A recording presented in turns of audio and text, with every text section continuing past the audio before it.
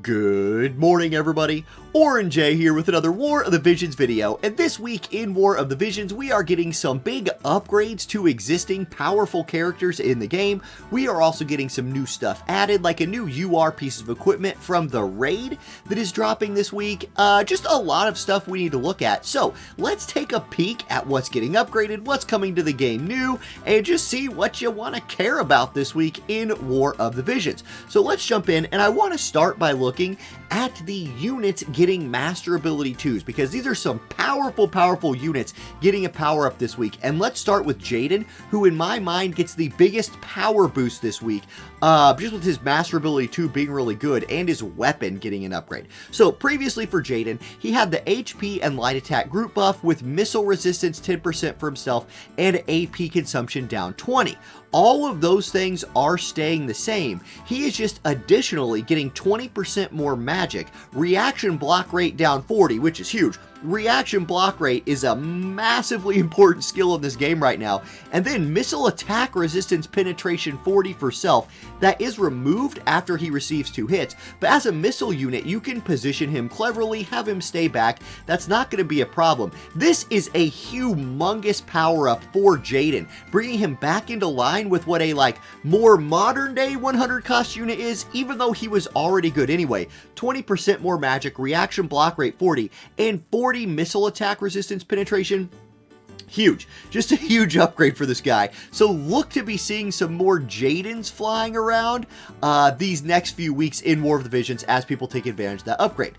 Another 100 cost powerful unit getting an upgrade is Oberon, one of the staples of a strong Earth Bruiser team. Previously, he had HP Earth Attack group buff, he had 10% HP for himself, and 10 single target resist. Not bad, but again, kind of like Jaden, those were all based on just making him a little bit tankier. Let's see what he gets now. First of all, Violet Dragon Protection, that skill is going to get an upgrade. We'll take a look at that here in a minute. His HP Earth Attack stay the same. His personal HP buff goes from 10% to 20. So that's nice, 10% more HP, keeping the 10 single target resist and getting AP consumption down 30. Oberon is a unit who really likes to open up fights with his limit break.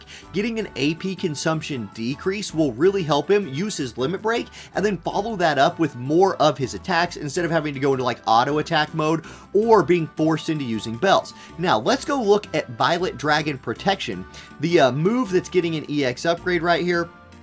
Here it's actually called Purple Dragon's Protection. This is his group buff. Previously it was critical evasion 30, AoE resistance 15. That's a really good buff anyway. Now he will also give himself 40 defense penetration when he casts this. So he still gives that AoE resistance and the critical evasion to his allies. He just now also picks up 40 defense pen, helping him, like Jaden, come into line with a modern day 100 cost damage dealing unit. I think this is a really good upgrade for Oberon. What Oberon suffers from is he's an Earth unit, and Earth is not exactly the greatest element in the game right now. Still very playable. Oberon is one of the strongest members of Earth. He's just stronger this week than he was last week. Great. Okay, next up, Lucia. Not Halloween Lucia, the really OP 70 cost black dark unit that we just got. This is regular Lucia from all the way back in, February 1st, 2020. Her old master ability was very old. Miss attack 10% for herself, Earth Killer 15. Yes, she was an Earth Slayer back in the days when everybody was running regular Prince Mont in their teams. She has fallen off severely since then. Here's what she gets now. Her limit break is getting an upgrade. We'll look at that here in a minute. She's getting the HP and wind attack buff for her group. Very important. She's getting 20% attack instead of the old 10. Her Earth Killer 15 stays the same, and she's picking up 10 AoE resistance. Just statistically speaking, huge upgrade for a girl who at 80 cost can be a nice unit to work in some cost limited situations. Now, her limit break upgrade is a big deal. Let's scroll down here and look at this.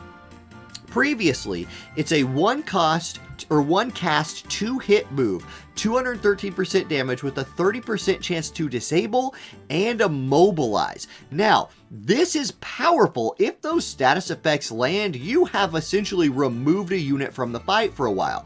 This will now give her 3 turns of 30 missile attack resist penetration. Okay, I really like that buff. Also, the chance to inflict, disable, and immobilize goes up to 55%.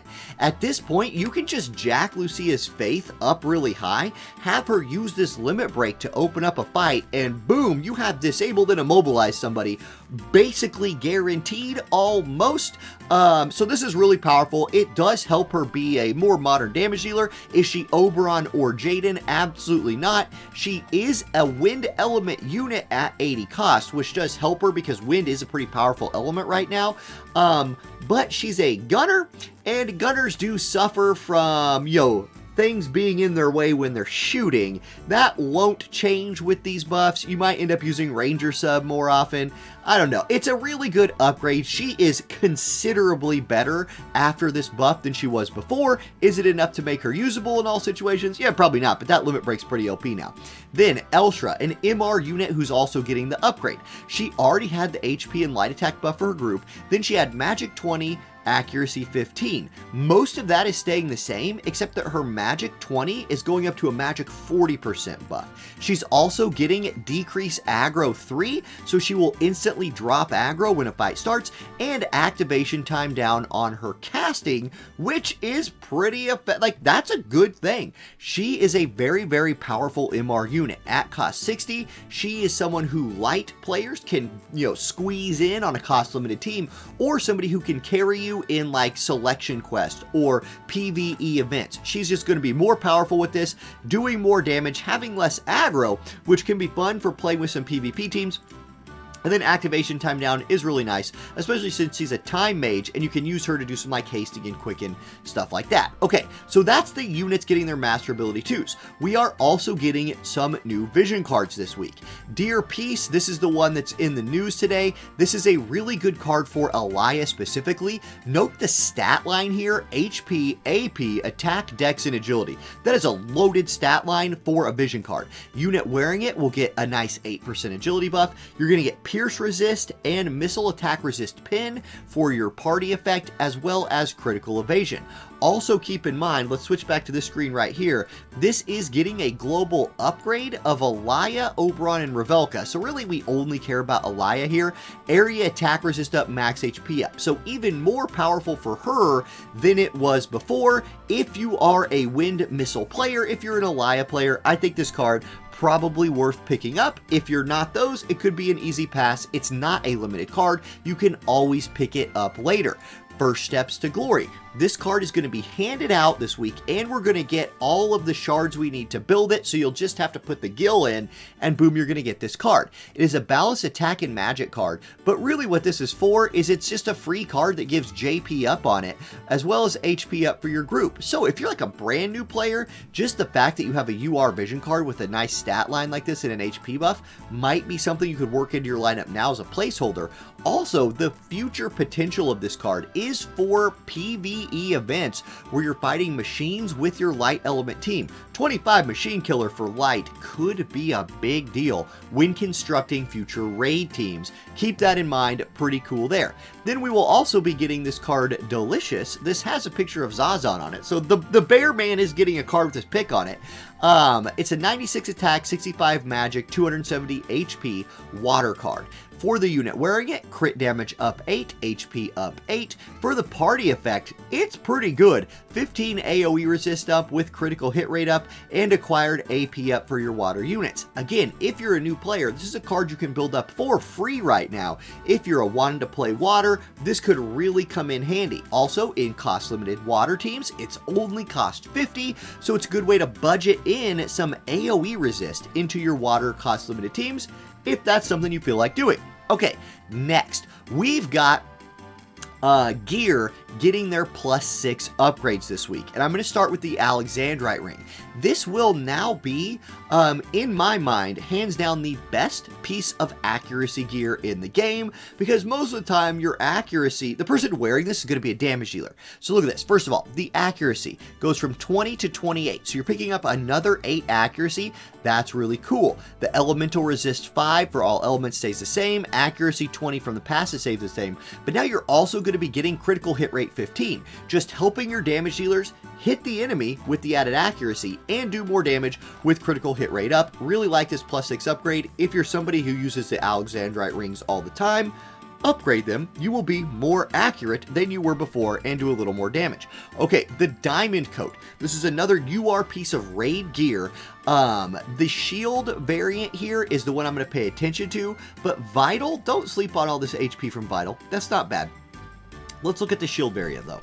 The defense goes from 18 to 20, so you do pick up a little bit of defense there. Acquired AP 30% stays the same, missile attack resist pin stays the same. You will now also just get a 20% dexterity buff. Look, like, that's not game changing, but it is also not insignificant.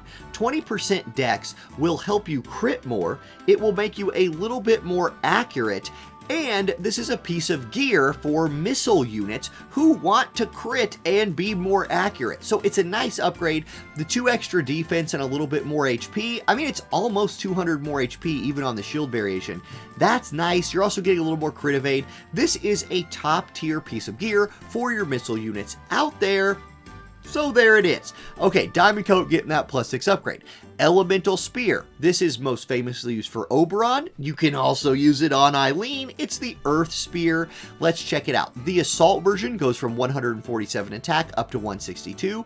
Personally, I would have liked to have seen a little more attack on there. The Accuracy version goes from 18 to 20, so still not going to be able to like replace an Alexandrite ring, but that's pretty accurate for just, you know, just on your stick, but your stick only having 113 damage sort of sucks. So I'd probably stick with the Assault version. I would have loved to see that up near 200. Honestly, I think it would have been fine. Let's check out the buff though. Earth Attack 30 stays the same. Pierce Attack 15 stays the same. It now gains Reaction Block Rate 20. That's very nice. Reaction Block Rate, I harp on this whenever I see it. Very important. Not getting reflexed is a big deal. When you're playing Earth, a lot of times you're fighting Lightning. Lightning element units are famous for reflexing you to death. I'm looking at you, Cloud, who's getting his master ability too in a few months, 3 or 4 from now. Big deal. I like this spear upgrade. If you use it all the time, get it. Then, Jaden's gun. We just looked at Oberon's spear. Let's check out Jaden's gun, the Quasar. This gets a nice boost in magic from 181 to 217. So a very, very powerful magic gun right here. And then they just went straight damage. They said, we're going to give it more magic and we're just going to juice the missile attack from 15 up to 25. So, okay, I dig that. Just make this gun more powerful, continuing to pump some more power into Jaden, especially as his arc in the story from the game kind of comes to a close. Power him up one more time with the Quasar and with the Master Ability 2. We're going to see some more Jadens flying around. Guys, just be ready for some Jaden action. Okay, then the new piece of gear in the game, the Strength. It's called I Love My Strength. What a beautiful translation from the JP side. Here's what this actually is. It is a monk piece of gear, or any sort of, it's a strike unit main job piece of gear. The defense version has 18 defense, 472 HP with 18 crit evade. It gives you 20 defense penetration, love that a lot, and 25% HP for the first 3 turns of a fight. That is not bad. Like, I do like that buff, 25% HP for the first 3 turns.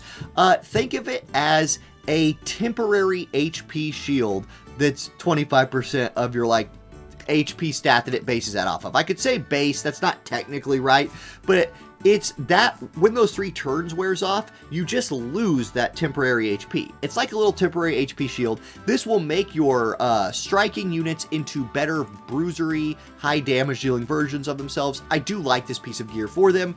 That's what we can farm this week, as well as, you know, Elemental Spear, Diamond Coat, stuff like that. Okay, guys, that is the video for today. Thank you for watching. If you haven't checked it out yet, I did release last night my preview of everything kind of coming up between now and the Final Fantasy VII rerun in JP. If you kind of want to see where to budget your Visior, highly recommend checking that video out if you haven't already. And I hope you guys have a great rest of your day. I'll catch you next time. Peace.